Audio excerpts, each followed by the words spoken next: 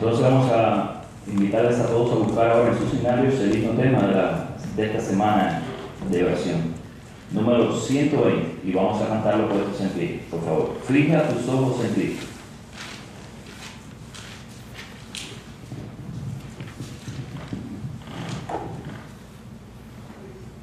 Cantemos todos, dice. Fija tus ojos en Cristo, tan llenos de gracia y amor, y no terrenal sin valor será a la luz del glorioso Señor. Nuevamente. Fija tus ojos en Cristo, tan llenos de gracia y amor, y no terrenal sin valor será a la luz del glorioso Señor. Amén.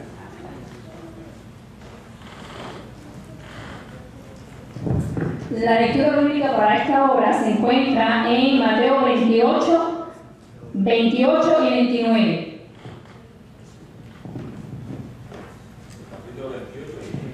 Mateo 8, 28 y 29.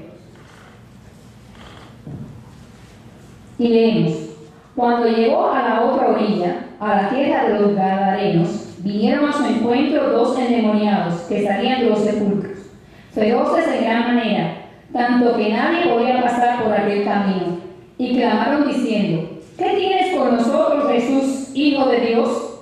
¿Has venido acá para atormentarnos antes de tiempo?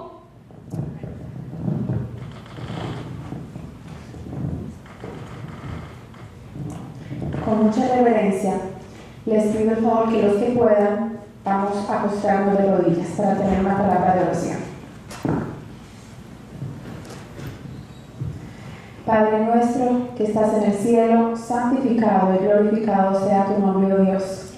Gracias te damos, mi Señor, por el día de hoy, porque nos has dado la vida, porque nos has dado la salud y muchas bendiciones más. Gracias también, mi Dios, porque eres nuestro Padre celestial, porque sabemos que tú siempre estás con nosotros en las buenas y en las malas. Señor, pedimos perdón si te hemos ofendido en algo. Ayúdanos, Señor, a mejorar en nuestra vida espiritual. Suplicamos también una bendición especial para todos los que estamos aquí presentes, especialmente para las visitas, oh Dios. Úngelos con tu Santo Espíritu. Cúbrenos con tu manto de justicia y permite, oh Dios, que el pastor que va a predicar hoy sea ungido también con tu Santo Espíritu. Pon en sus labios las palabras tuyas y pon en nosotros el mensaje que tú quieres que podamos, Señor, guardar en nuestro corazón. También suplico por las personas que vienen en camino, tráelas con bien, y por las que no pueden venir, también te pido tu bendición. Ayúdanos a prepararnos, porque sabemos que estamos en el tiempo del fin. Ayúdanos, Señor, a ser fieles a tu ley. Ayúdanos, Señor, a ser personas que no nos vendamos ni nos compremos por nada, sino, Señor, estar firmes aunque los cielos se desplomen.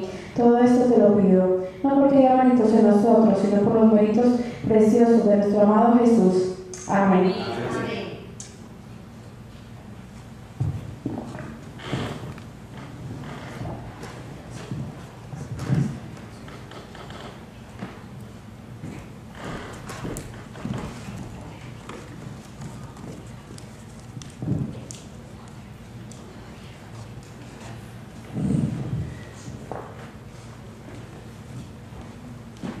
Muy buenas noches, mis hermanos.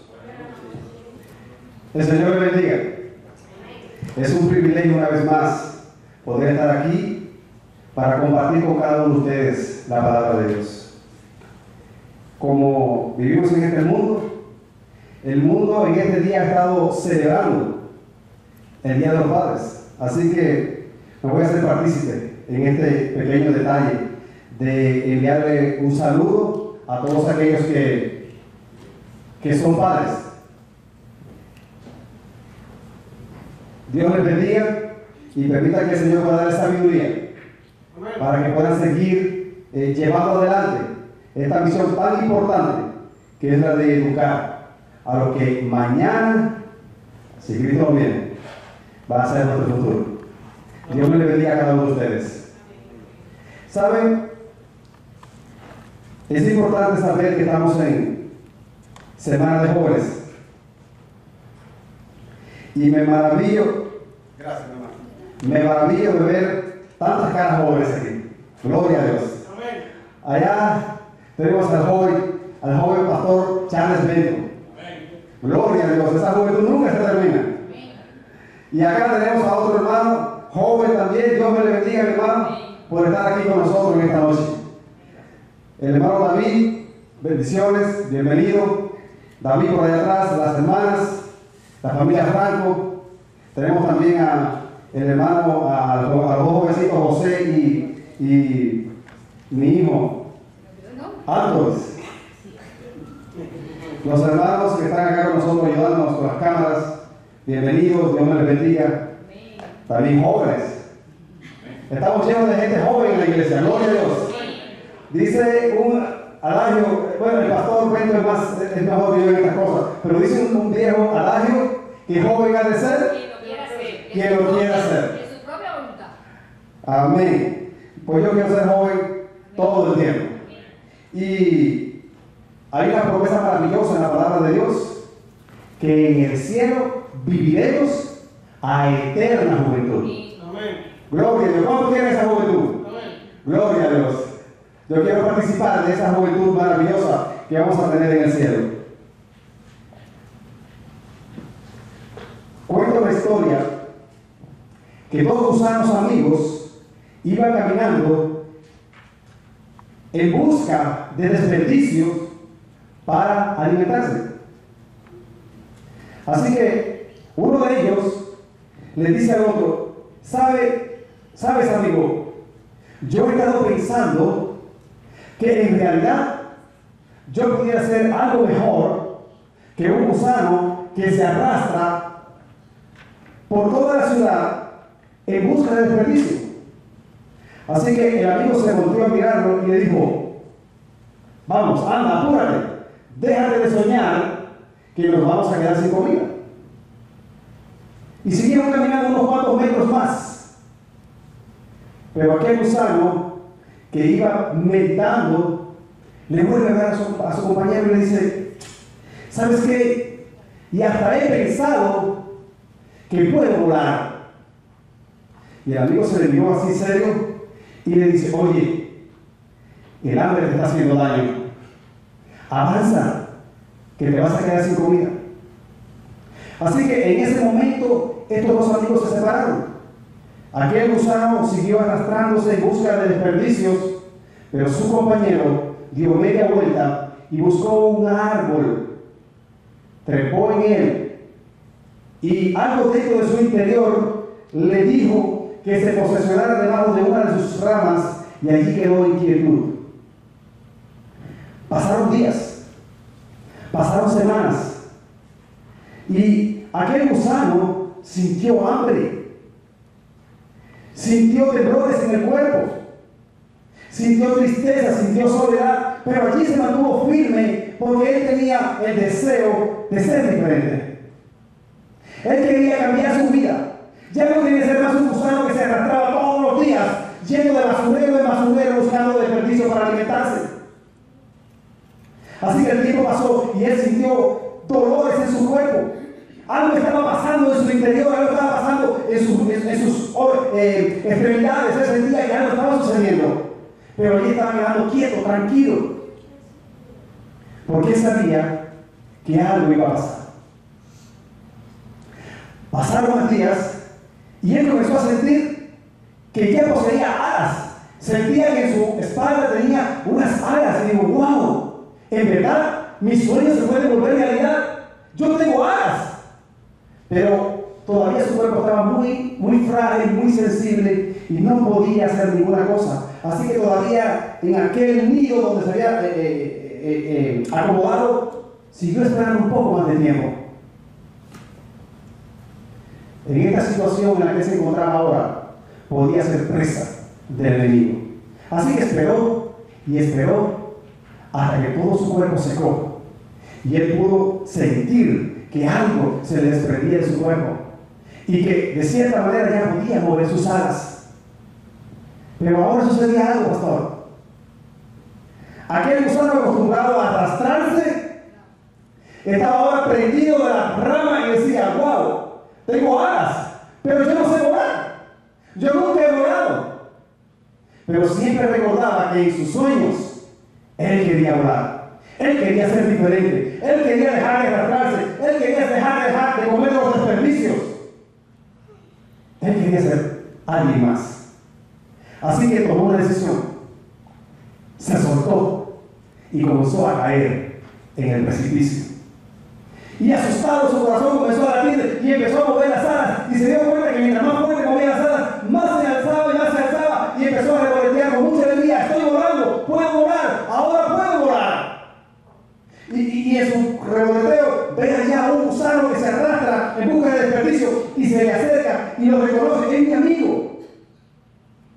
Y cuando el amigo le ve, le dice: amigo, te conozco, puedes volar. Te lo dije, que yo podía volar y tú también puedes volar. Todo solo tienes que proponerte, porque tú también puedes alcanzarlo. Puedo volar y ya no necesito más arrastrarme para buscar alimento en los desperdicios. Mis amados, en la lectura bíblica, Mateo capítulo 8, versos 28 y 29.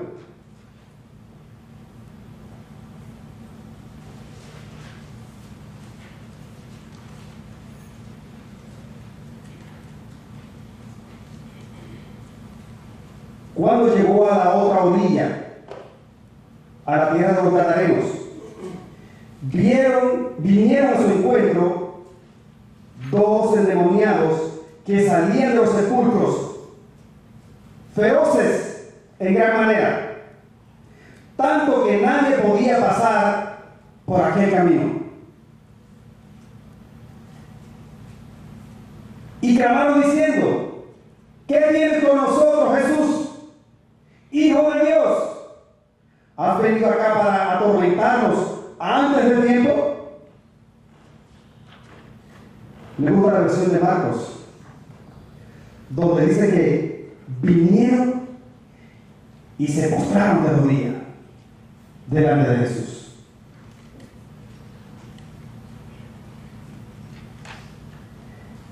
En esta noche, mis queridos hermanos, vamos a tener el privilegio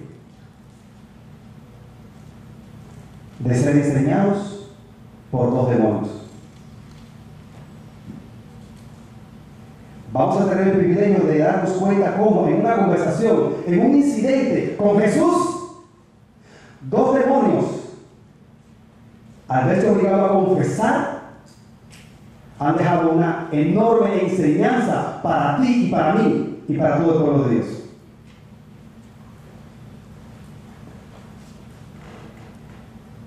La meditación en esta noche no va a ser tan larga, así que vamos a tener poco tiempo, va a ser corto.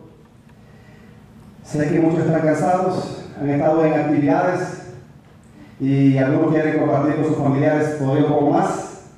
Así que no vamos a ser tan extensos. Pero invito a que inclinemos el rostro para tener una palabra de oración. Padre Santo, Padre bueno, soberano Dios, aquí estamos ante tu presencia para que tu palabra, Señor, sea expuesta a tu pueblo. Te pedimos que el Espíritu Santo pueda venir sobre este lugar, que el Espíritu Santo pueda invadir nuestro ser, que el Espíritu Santo pueda tomar mis labios, que el Espíritu Santo pueda llenar cada corazón en este lugar. Señor, pedimos que si hay alguna cosa que pueda ser un impedimento para que tu palabra llegue al corazón, pueda ser quitado en estos momentos.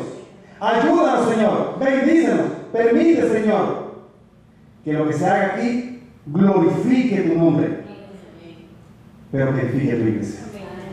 Te lo pedimos humildemente en el nombre de Jesús. Amén, Señor. mis hermanos,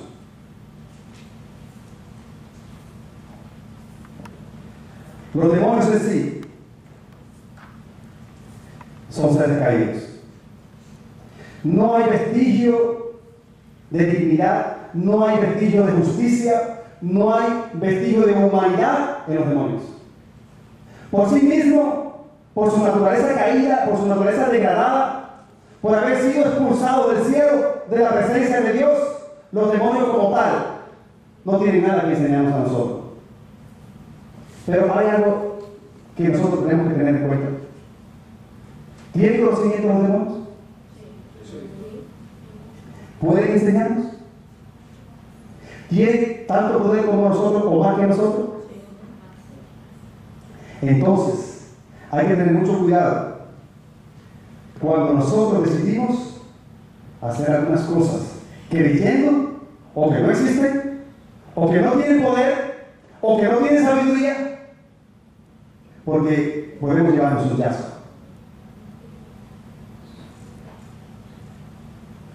La primera parte del versículo 28 dice: cuando llegaron a la otra orilla, a la tierra de los Gadarenos, vinieron a su encuentro dos endemoniados que salían de los sepulcros, vinieron hasta Jesús y se postraron. Y esta es la primera enseñanza que nosotros recibimos de este incidente: postrarse ante Jesús, porque estos individuos, estos seres celestiales caídos, conocían a Jesús. Cuando ellos le vieron y corrieron, cayeron de rodillas. Estaban tan deformados, estaban tan demacrados. El enemigo, los demonios lo habían, a estas personas las habían torturado tanto, dice el deseado toda la gente, dice el Espíritu de Profecía, que los demonios habían deformado toda apariencia humana de estas personas. Así que estaban demacrados, se habían cortado, se habían golpeado la cabeza con las piedras, con las rocas, cadenas guindaban de sus extremidades. Así que era una escena terrible. Tan terrible que cuando Jesús y sus discípulos bajan a tierra y aquellos endemoniados salen del sepulcro, todos los discípulos salieron a correr. Y cuando iban por allá corriendo, no sé cuántos metros, 20, 30, 100 metros, empezaron a mirar y a preguntarse entre ellos: ¿y el maestro dónde está? Pero Jesús no se había movido. Jesús estaba allí, de pie, firme, con su mano alzada. Esa mano que minutos antes, poquito antes, había mandado a callar y a enmudecer al agua y al viento, ahora le decía, y le establecía un límite a aquellos endemoniados. Pero aquellos demonios se postraron, cayeron de pie, cayeron en adoración. Ahora, mis amados, te pregunto en esta noche: cuando tú quieres adorar a Dios, ¿qué haces para estar en adoración con tu Dios? ¿Te quedas sentado? ¿Te quedas acostado? ¿Te pones de rodillas? ¿Buscas estar en comunión con Dios? Conozco personas que les parece muy indigno ponerse de rodillas delante del trono del Todopoderoso. Nosotros debemos buscar nuestra comunión privada. Si leen el libro de Daniel, dice que Daniel 3 veces al día abría sus ventanas hacia Jerusalén. ¿Dónde se encontraba Daniel? ¿Dónde? En Babilonia. Y él abría sus ventanas hacia el sur, hacia donde estaba el templo de Jerusalén, y allí 3 veces al día se ponía de rodillas e invocaba el nombre de Dios. ¿Hay humildad en nosotros para buscar, para adorar a Dios de rodillas? ¿O eso me parece muy cómodo? Conozco personas que cuando quieren buscar a Dios se acuestan al domingo y allí oran desde la cama, dormido, cómodo, en la almohada ahí, Señor, y empiezan a orarle al Señor. Es su oración privada, su oración íntima con el Señor. Otros pues se sientan cómodos, están sentados en el sofá, en el balance, o allí donde ven la televisión, apagan el televisor y ahí sentados cómodamente se ponen a orar. Nosotros, mis hermanos, si queremos tener esa intimidad con nuestro Salvador, tenemos que reconocer cuál es la posición de Dios y cuál es nuestra posición aquí en la tierra. Jesús mismo dice, y la palabra de Dios enseña, que Dios está en un lugar más alto que nosotros y que nosotros somos seres ¿cómo? Somos seres mortales y que le debemos a Dios porque Él es nuestro creador. Por tanto, además debemos humillarnos ante Dios. ¿No es eso lo que dice la palabra? ¿Qué es lo que desea Dios de ti? Que seas humilde, que andes en humildad, que te humilles ante su presencia. Y esta es la primera cosa que podemos aprender de estos endemoniados. Vinieron corriendo y aunque eran terribles, aunque eran feroces, cuando vieron al divino maestro, pues se mostraron de rodillas. Adorando así de esta manera al Redentor del mundo. Sigue diciendo el pasaje.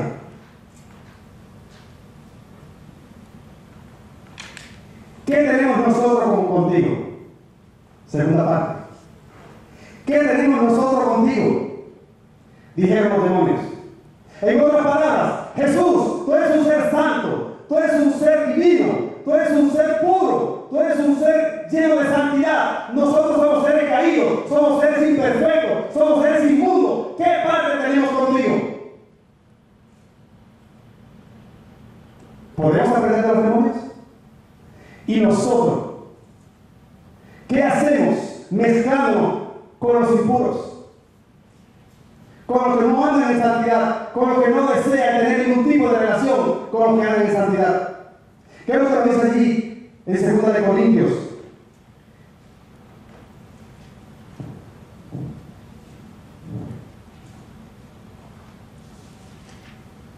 Segunda de Corintios 6:14. Les invito a que vayamos allí.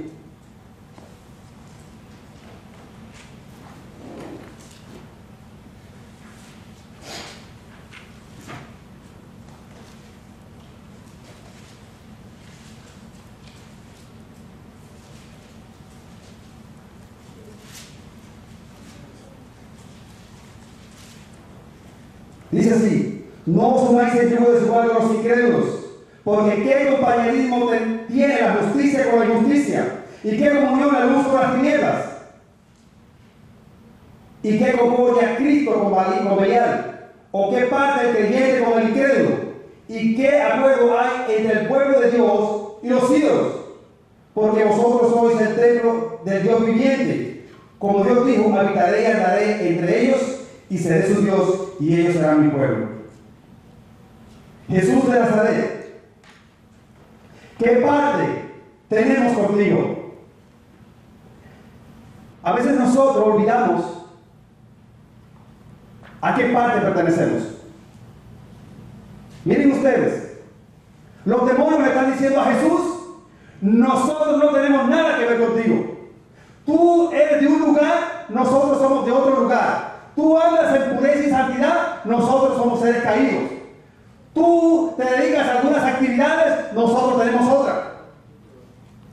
¿Qué parte tenemos contigo?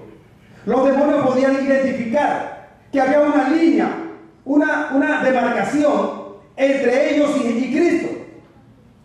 Sin embargo, el pueblo de Dios hoy día no se da cuenta de eso. En Ezequiel 22:26, allí el Señor dice que los sacerdotes violaron mi ley. Allí habla de que ellos desecharon la ley de Jehová. Los líderes del pueblo de Dios no podían hacer diferencia entre lo puro y lo impuro, entre lo santo y lo profano, entre la luz y las tinieblas, pero los demonios sí podían. Ellos podían identificar que Cristo pertenecía a un lugar y que ellos pertenecían a otro lugar.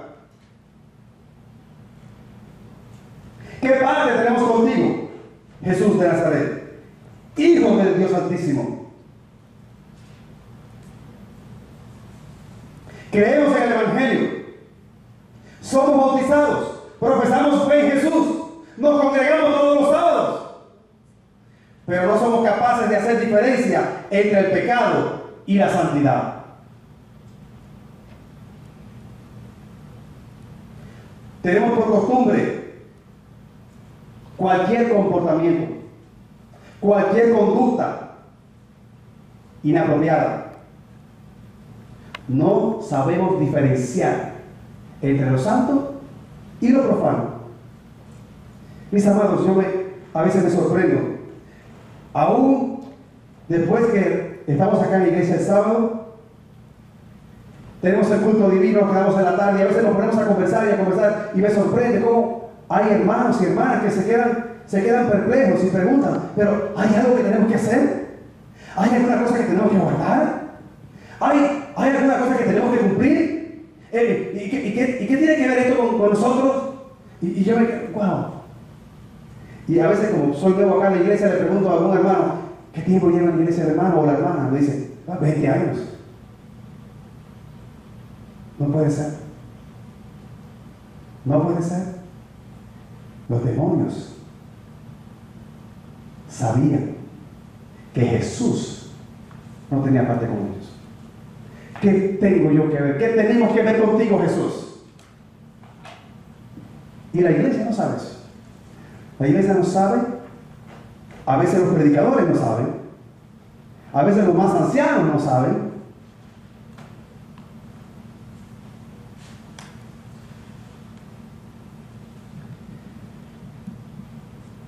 Cuando un cristiano se convierte a Dios, se convierte para ser un ser santo. El Señor dijo allí en Pedro, sed santos porque yo soy santo. Así que nosotros tenemos que reflejar santidad, santidad de nuestro cuerpo, santidad para el pueblo, para el mundo, santidad para el pueblo de Dios. Es el propósito de Dios que en nuestro carácter reflejemos el carácter de Cristo. Es el propósito de Dios que nosotros seamos un pueblo diferente. Y que podamos, como dice el Espíritu de Profecía, podamos establecer esa diferencia, esa línea donde podamos saber, cualquiera que nos vea, nos perciba, pueda decir, este es parte del pueblo de Dios. Pero si tenemos el mismo comportamiento, si andamos vestidos de la misma manera, si comemos las mismas cosas, si vemos la televisión, vemos la misma basura, si escuchamos la misma música, si tenemos el mismo tema de conversación con la gente del mundo, ¿cómo nos pueden diferenciar? Mira, mi hermano, el Señor nos manda que nos examinemos a nosotros mismos. Tenemos que examinarnos. Y si nosotros estamos viviendo como ellos viven, si nosotros estamos hablando como ellos hablan, si nosotros nos estamos viviendo como ellos se visten, si estamos participando de las actividades que ellos participan, tú no eres un verdadero cristiano. Tu cristianismo está comprometido. Tu evangelio está comprometido. Porque el Señor no nos llamó a eso. El Señor nos llamó a ser luces, a ser la sal de la tierra, a llevar el mensaje de la verdad a todos los lugares donde nos encontremos.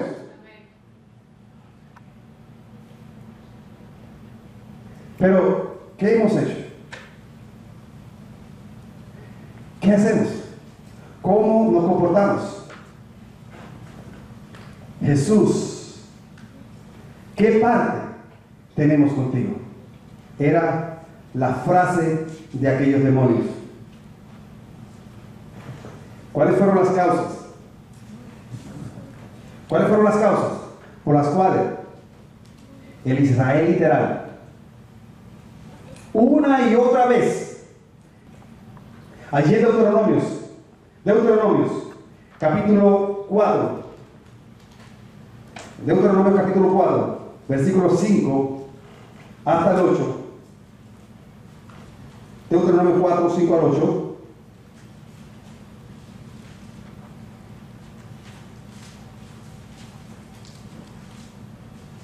nos dice la palabra del Señor.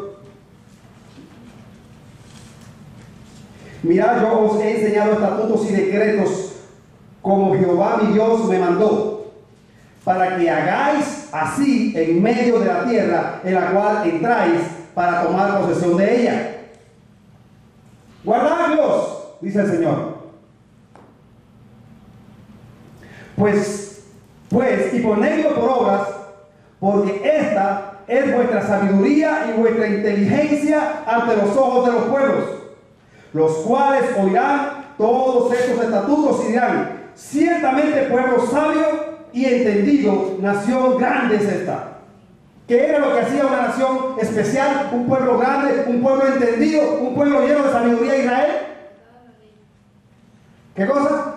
Las leyes que Dios les había dado.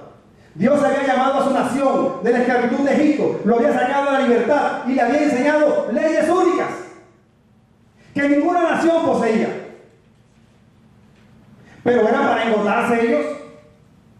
O Dios quería purificar a esta nación para que fuera una luz para el mundo, para que fuera un ejemplo para el mundo. Estas leyes, si ellos las guardaban, las llevaban en su corazón, y allí en el capítulo 6 dice, en su frente, en sus manos, al levantarse, al caminar, al dormir, al estudiar, al correr, al hacer cualquier cosa, llevaban estas leyes en su vida, en su corazón, en su pensamiento, y le enseñaban a sus hijos. Entonces, sobre ellos iba a venir la bendición. Entonces, las naciones del mundo querían acercarse. Ejemplo de ello fue cuando Dios dio a Salomón toda la sabiduría del mundo, le dio la sabiduría y la riqueza. De todas partes del mundo corrían a conocer a Salomón. ¿Por qué Dios había bendecido a Salomón? ¿Qué cosa hacía Salomón? ¿Qué tenía Salomón? Que Dios había derramado sus bendiciones sobre él. Ahí está en Deuteronomio 4. Esas leyes maravillosas, leyes únicas, leyes perfectas, leyes santas. Y que establecen lo que es santo y lo que es impuro. Y el pueblo de Dios no sabe establecer diferencia entre lo santo y lo puro, entre la luz y las tinieblas. Y anda haciendo todo lo que se le ocurre porque ve al mundo hacerlo. Decimos allá en mi país, en el campo donde yo vivo, porque caminan, porque ven a los demás caminar. Son vivos muertos. Andan porque los demás andan, ven a los demás andar. Dios no nos llamó a nosotros a esto. El Señor nos llamó a ser diferentes, a ser puros, santos. Santidad, mis hermanos.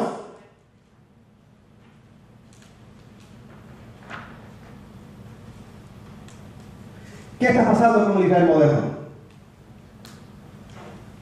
Si el Israel literal cayó por olvidar y pisotear aquellas leyes, ¿por qué está cayendo el Israel moderno?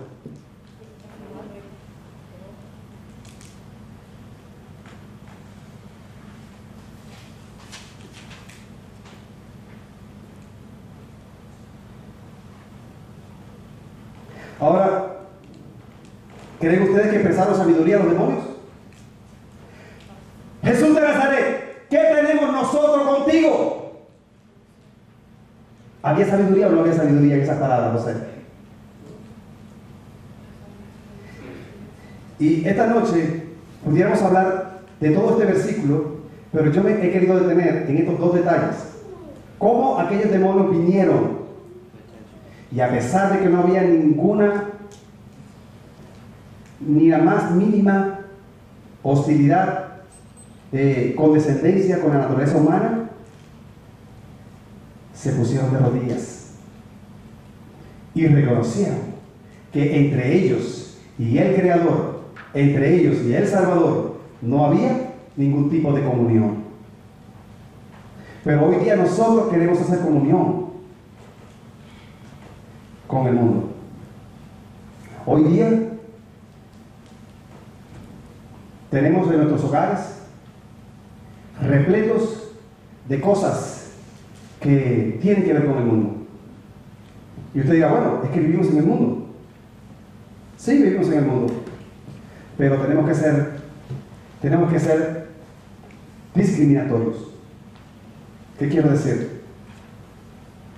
Que tenemos que comenzar a limpiar nuestra casa. ¿Recuerdan? ¿Cómo fue que le dijo el Señor allí al rey Ezequías?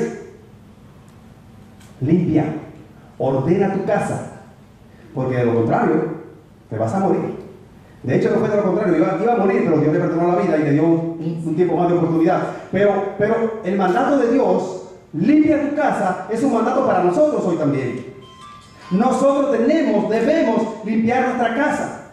Literalmente, nuestra casa tiene que estar limpia de esa relación con el mundo.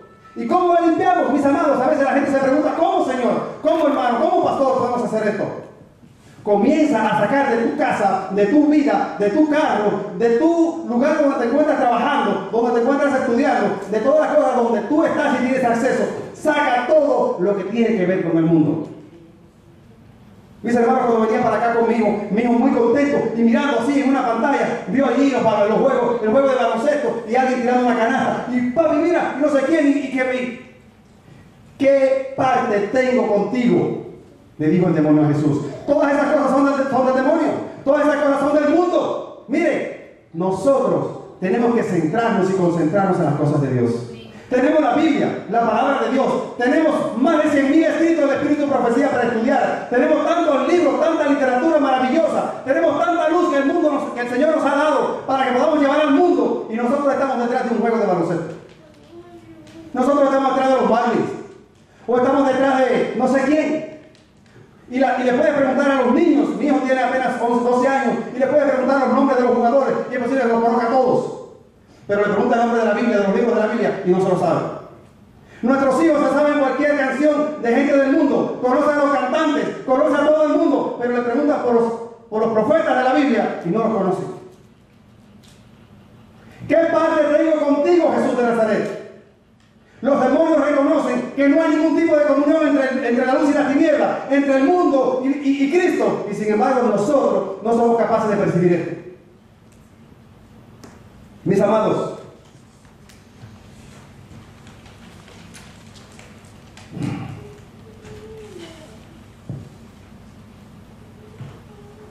la vida cristiana es una continua renuncia al yo. Es un continuo desprendimiento de las cosas que nos agradan. Aún nosotros que hemos ido a un colegio a estudiar, nos hemos hecho pastores, hemos recibido títulos, nos damos cuenta en el caminar con Cristo que tenemos que constantemente ir transformando y reformando nuestras vidas. Pero déjame decirte, la vida cristiana no es simplemente un poquito de cambio, no es quitarte este botón de aquí y ponerlo más abajo, o quitarte la corbata y enderezártela. La vida cristiana es una completa transformación, es una mutación, es una metamorfosis. Dios exige de nosotros un cambio total, un cambio radical, un cambio completo. No es un poquito, bueno, yo me voy a todos los días, pero ahora voy a ver una vez a la semana. Bueno, yo me tomo este poquito de café, o me tomo un vinito, o me tomo una cerveza. Ahora, pues, una vez a la semana, una vez al mes. No es un poquito mejor, no hay cosas así. Eso es pecado, hermanos. No juguemos con la candela porque nos vamos a quemar. Es un cambio completo, es un cambio radical. Dios exige de nosotros santidad. Santidad, hermanos. ¿Qué pasa? ¿Qué pasa con nosotros?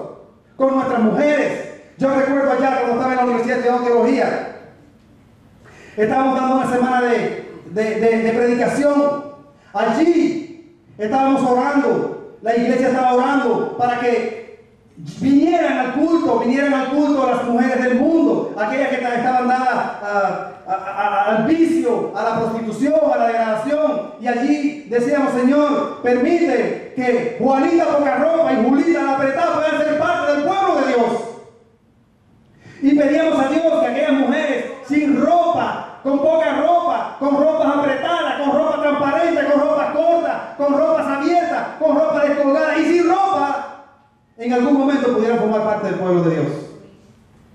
Pero qué tristeza, mis hermanos, qué tristeza que los demonios pudieron reconocer y decir: Jesús de Nazaret, ¿qué traigo yo contigo? Y el pueblo de Dios, aquella gente que nosotros deseamos que vinieran al pueblo y para que se transformaran, sí vinieron, pero lo que hicieron fue transformar a nuestra gente. Y hoy día nos encontramos nuestras mujeres, nuestras damas, nuestras señoritas vestidas como Juanita poca ropa y como Julita la apretada. Y andan así porque no saben hacer diferencia entre lo justo y lo injusto, entre lo puro y lo impuro, entre lo santo y lo profano. Mi amada, el cuerpo de una mujer es templo del Espíritu Santo, es símbolo del altar de Dios. El arca de Dios es simbolizada por el cuerpo de una mujer, y donde el arca llegaba era una bendición. Cuando el arca vino de los filisteos, llegó a la casa de Obed-Edom. Allí toda la casa fue bendecida. Y cuando David vio que toda aquella casa fue bendecida, deseó traer el arca, deseó traerla a su casa, a Jerusalén y ponerla allí cerca del templo. Porque él sabía que donde el arca estuviera, allí iba a haber bendición. Y Dios quiere que esa arca, ese templo, que es tu cuerpo, mujer, sea de bendición, no solamente para la iglesia, sino para el mundo en el que tú vives. No es con vestidos descolgados, no es con bajichupas, no es enseñando el cuerpo, no es haciendo esas cosas, mis hermanas. No es con vestidos cortos, ni transparentes, ni abiertos. Perdón, si en esto te sientes tú aludida y engañada. Pero nuestro cuerpo es templo del Espíritu Santo. No es vitrina de sensualidad, ni de morbosidad, ni de pecaminosidad. Está llamado a ser santo. Santo, hermanos, santidad para Dios.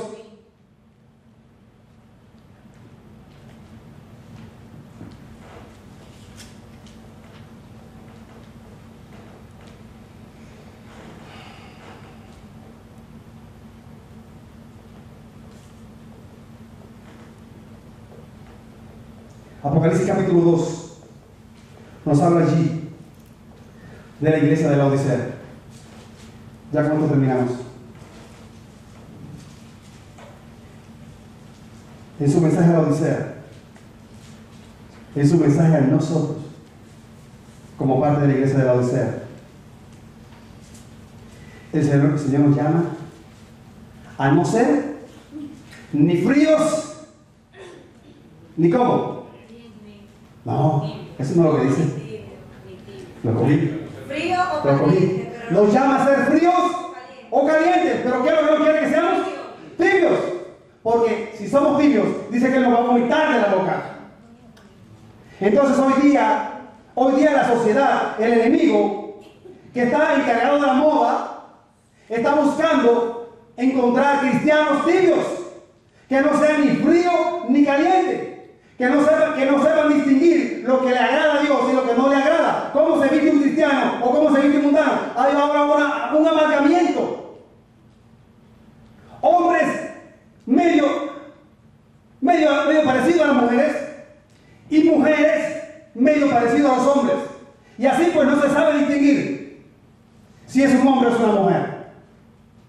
Eso es un sacrilegio, eso es un desprestigio para el pueblo cristiano. Cuando veníamos ahora para acá, para el culto, vimos a una persona que venía en una moto, mi hijo y yo le digo a mi hijo, es una mujer, mira, es una mujer la que va en la moto. Me dice, no papi, es un hombre. Yo no sabía lo que era. Andaba en camisetas, pelo largo, pantaloncitos apretados. Y yo dije, pero ¿estás seguro? Me pareció una mujer. Y dice, no, a mí me pareció un hombre. Eso es lo que el diablo quiere con su pueblo, con el pueblo de Dios. Quiere lograr que no haya una diferencia. Quiere que parezca lo que no es. Años atrás, cuando conocí el Evangelio, usted podía andar por la calle y ver a un cristiano y decir, este es un cristiano. Ya hoy no me atrevo a hacer tal cosa. ¿Por qué, mis hermanos?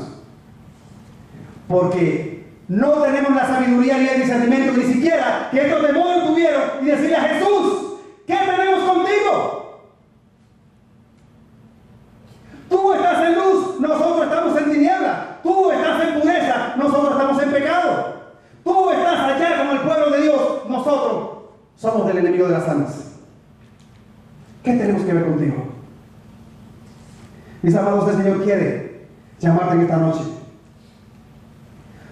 a que puedas discriminar, a que puedas establecer que verdaderamente nosotros estamos llamados a ser un pueblo diferente, a ser un pueblo escogido, a ser un pueblo separado, a ser un pueblo para proclamar al mundo las verdades de ese Dios omnipotente que nos ha llamado a estar aquí en esta noche. Dios permita que tú y yo no seamos rebeldes a este llamado. Allí,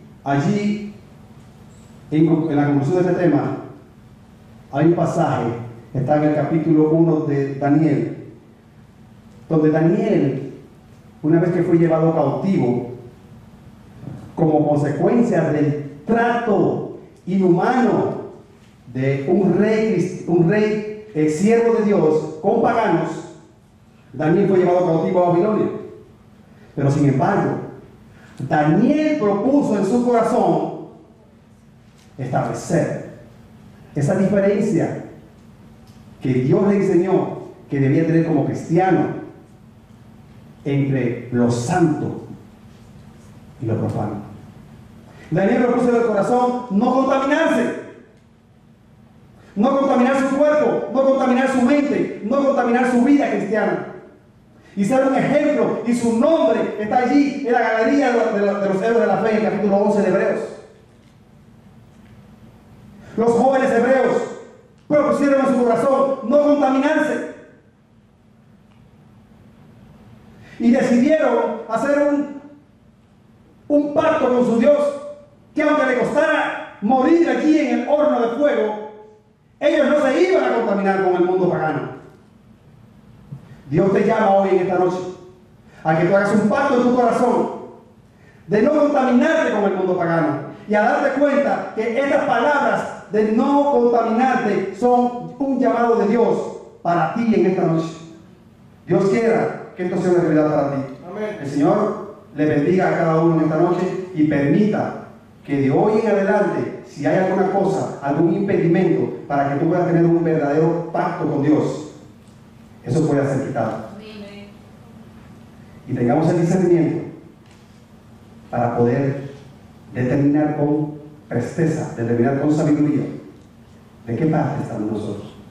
Cuando Dios, allá arriba en el cielo, en el lugar santísimo, donde está intercediendo por ti y por mí, traiga tu nombre ante el tribunal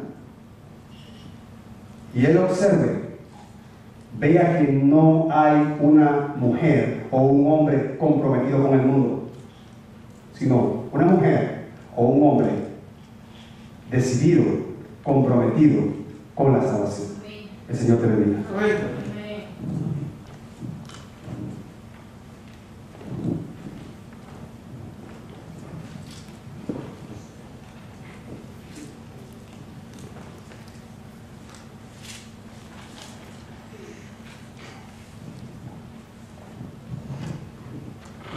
Y vamos a buscar en nuestro escenario para concluir el número 342. Sed puros y santos, número 342.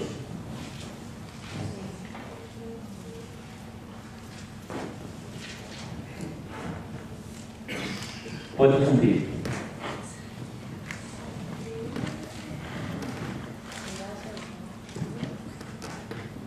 Cantemos, dice: sed puros y santos, mirad al Señor, permaneced fieles, orad sin cesar, y que la palabra del buen Salvador os lleve en la vida a servir y amar. Sed puros y santos, Dios nos juzgará. Ora en secreto, respuesta vendrá. Su Espíritu Santo revela a Jesús y su semejanza Él nos pondrá. Sed puros y santos, Cristo nos guiará. Seguid su camino, en Él confiad. En paz, en zozobra, la calma dará. Quien nos ha salvado de nuestra maldad.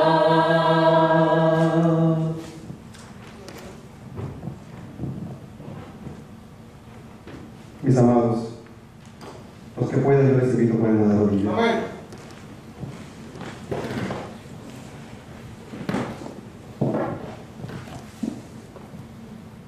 Padre Santo,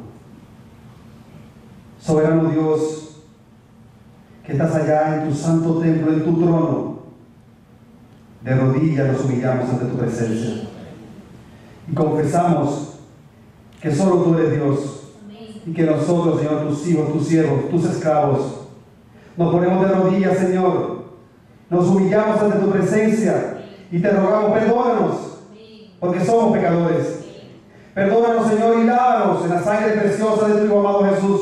Escóndanos en sus brazos de amor y sé propicio a nuestras necesidades.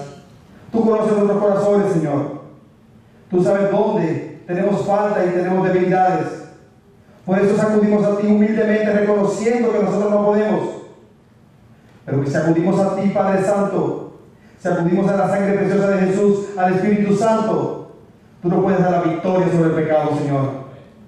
Acompáñanos, Señor, y ayúdanos a tener la sabiduría y el discernimiento necesario para poder hacer esa diferencia entre lo santo y lo profano, entre lo puro y lo impuro, entre la luz y la tiniebla. Señor, tú sabes que tenemos muchas luchas, muchas pruebas, hay mucha batalla con el mundo, hay mucha competencia. Señor, ayúdanos, porque solo en ti confiamos, solo de ti dependemos y sabemos que solo en ti tendremos la victoria. Bendice a esta congregación, Señor, bendice a tu pueblo, bendice a tu iglesia en este lugar aquí en Country Garden. Ayúdanos a ser victoriosos en Cristo Jesús.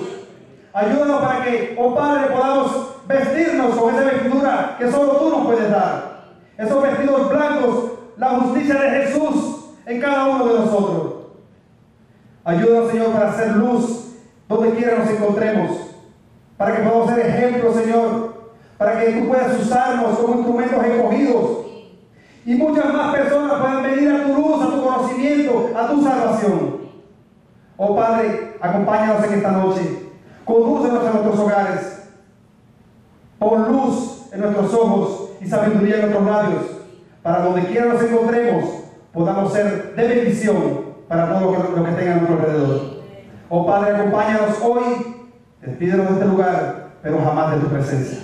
Te lo pedimos en el nombre de Jesús. Amén. Amén, Señor. Amén.